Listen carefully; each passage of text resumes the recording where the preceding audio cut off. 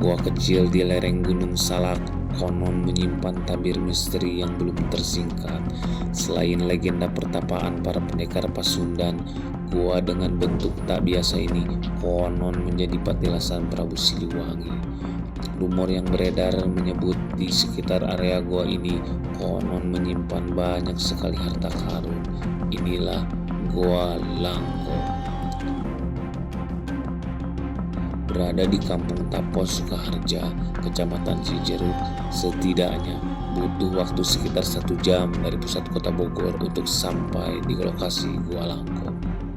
Tim Payun Bumi mencoba mengungkap mitos dan sejarah yang ada di Gua Langko.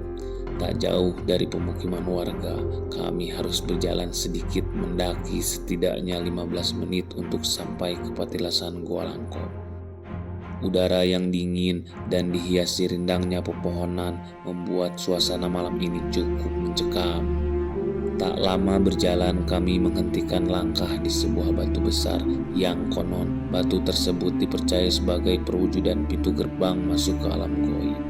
Menurut Kang Yudi, juru pelihara yang kami temui, pintu tersebut mitosnya dijaga oleh sosok makhluk gaib yang berwujud 5 siluman harimau. Maka dari itu, barang siapa yang akan melewati batu tersebut setidaknya mengucap salam atau permisi agar direstui untuk masuk ke area patilasan. Konon katanya jika tak mengindahkan tata krama ini, petaka besar akan diterima oleh pengunjung tersebut.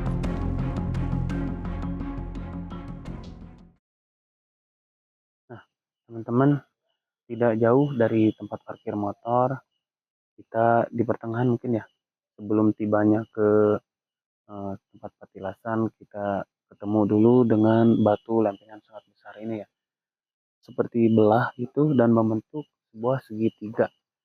Menurut para kuncen di sini atau warga sekitar, ini merupakan sebuah gerbang dari sebuah patilasan yang ada di sini. Sangat besar sekali. Nah, pertanda kita tuh sudah dekat dengan sebuah patilasan, yaitu patilasan Gua Langkop.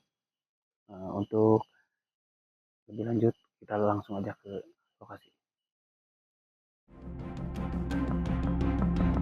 Tak jauh dari batu besar, kami tiba di sebuah makam patilasan yang dipenuhi oleh bebatuan berbentuk menhir.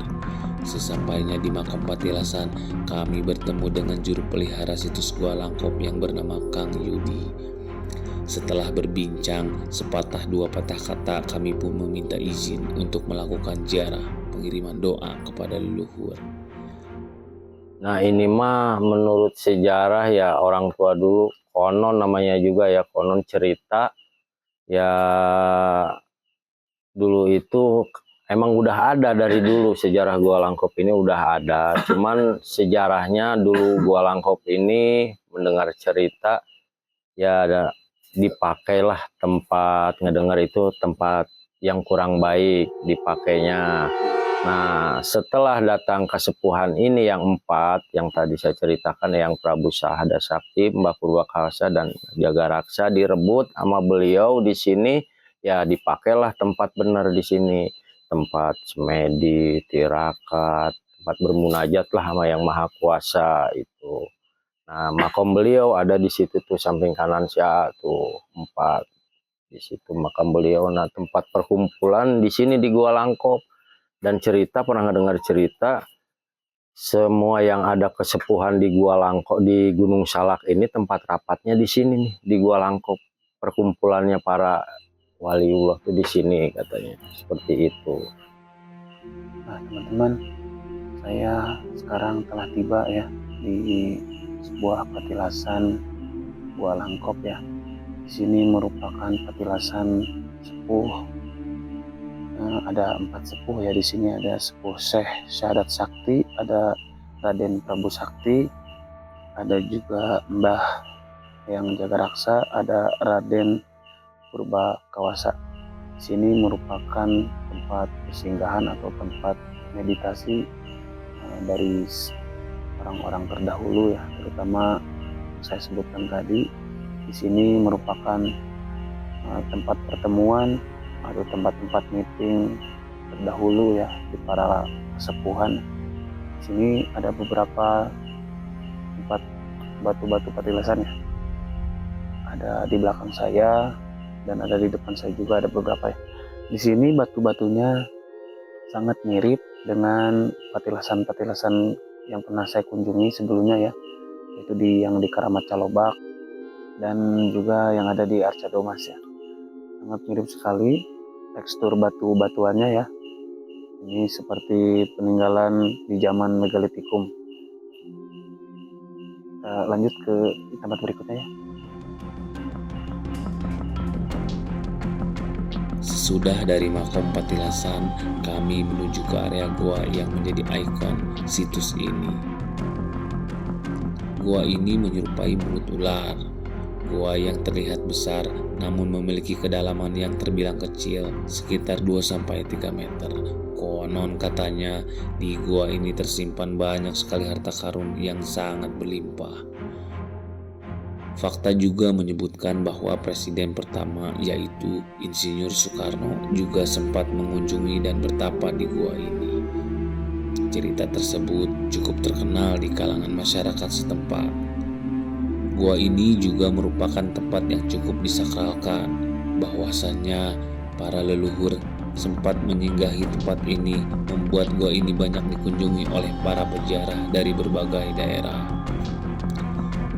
Tujuan peziarah yaitu tidak lain untuk meminta keberkahan, bahkan ada juga yang meminta hal-hal yang tak pantas seperti pesugihan.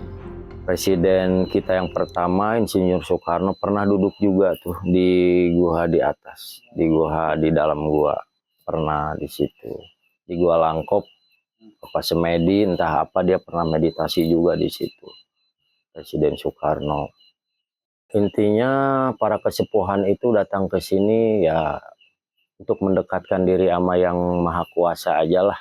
Ya untuk berzikir, semedi, berdoa lah di sini di tempat ini. Kalau untuk keturunan yang sejarah di sini, mertua saya itu namanya Abah Jaja, itu dia keturunan yang ketujuh. Yang ketujuh, saya lupa nama-namanya ya, lupa.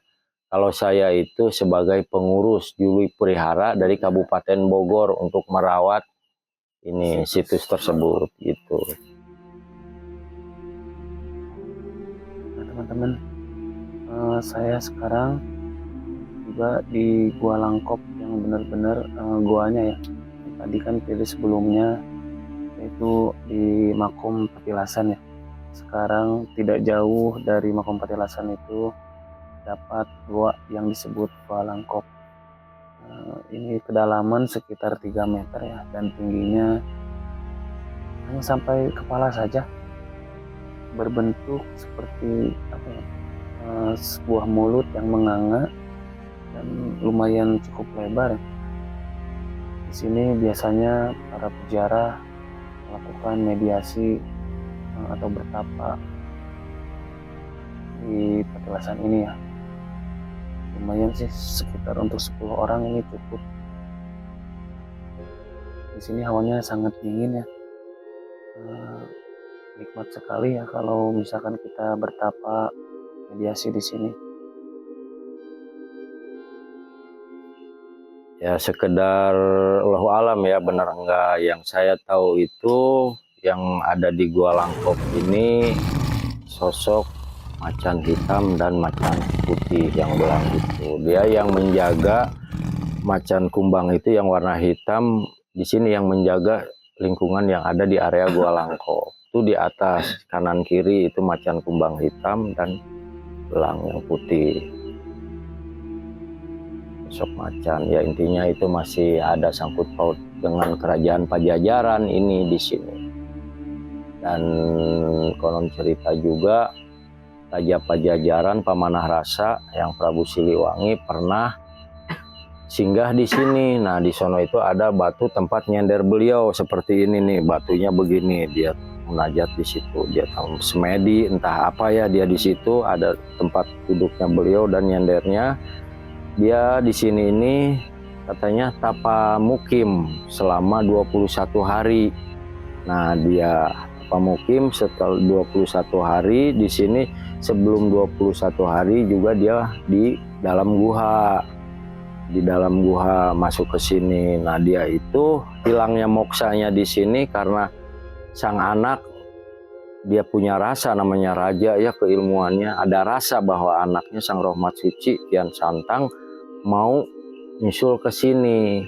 Nah, beliau moksa di dalam gua itu sebelum 21 hari itu, moksa, hilang. Nah, di situ ada ciri naruh batu sekitar 1 meter lah, nancep gitu. Hilang di situ, dia sebelum moksa itu dia nancepin cirinya seperti itu, ada batu tinggi 1 meter segini. Yang Pemanah Rasa Prabu Siliwangi pernah di sini. Itu ya kita kembali lagi sama orangnya masing-masing ya, keyakinannya masing-masing.